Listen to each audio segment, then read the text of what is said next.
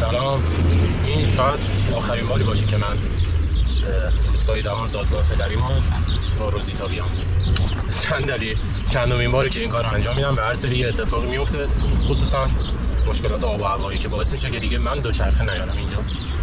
تقریبا میشه گفت من هر نوروز این کار رو انجام میدم که بیام روستای دهان نزدیک به شهرستان کازرو، استان فارس. من روزیتا رو سال اسفند 96 بود، اواخر اسفند 96 بود که از بوشهر گرفتمش. نوروز 97 یعنی کمتر از یک ماه بعدش هنوز ماشین نداشتم، تصمیم گرفتم همراه خانواده این روزیتا رو بذارم رو سقف ماشین پدرم و بیام اینجا که متاسفانه توی بار این دیسک ترمز عقبش خم میشه و کلا داستانی داره.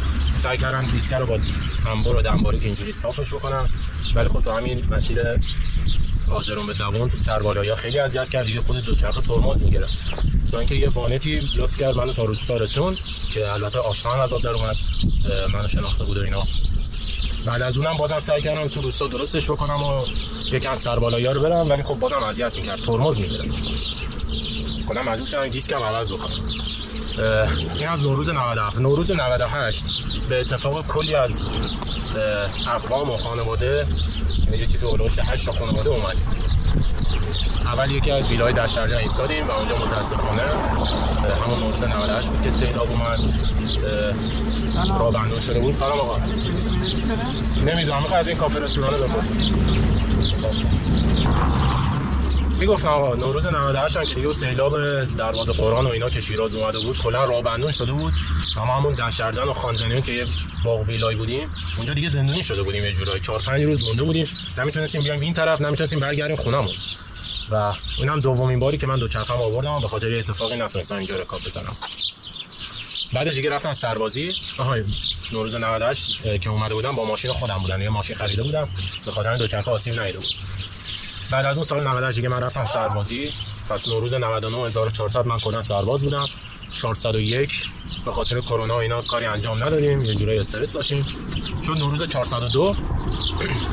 البته 401 من اردیبهشت ماه اومدم، بعد اردیبهشت ماه بود اومدم دیگه، واکسن ها اینا رو زده بودیم، ولی خب اومدم و گرد و خاک اومد. یعنی خیلی جالب بود. شیراز رفتم، به اتفاق دوستم رضا اونجا شیراز رکاب زدم.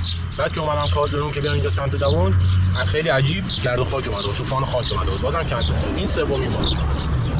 سریای بعدی دیگه دوچرخه با خودم نیاورده بودم، با ماشین اومدم، خودم تنها بودم، با پدر می اومدم، با خانواده می اومدم. عالی، همه چی آسمون ابری بارونی خیلی خوب تا همین نوروز 403 که الان نوروز 404 بازم تصمیم گرفتم بیارم که هوا اینجوری آفتابی شد. اصلا بازم دوباره نتونستم برام همینجا موندم. اینجا تو سایه گفتم یادی به سر صورتم بزنم یکم خنک بشم. ببین حالا چرا اینجا اینا هم اینجوری نگاه میکنن، انگار آدم فضایی دیدن. سگ و طول سگ اینجا میاد، هیچ کاری نداره، خیلی راحت داره غذاشو میخوره. مردم اینجوری نگاه میکنن اصلا آدم فضایی. خلاصه اینا از این روزیتا هم یکم اذیت شده بود، دندقش شانزمان مثلا اینکه خم شده. بعد برم خونه درستش بکنم. خیلی گرمه، خیلی. و الان فقط میخوام برگردم برم سمت ماشین دیگه، ادامه نمیدم سمت روستا نمیدم. چطوری آپو؟ خب بالای سلاتی که پارامون هم برگردم. نه ترس، میخوام برم.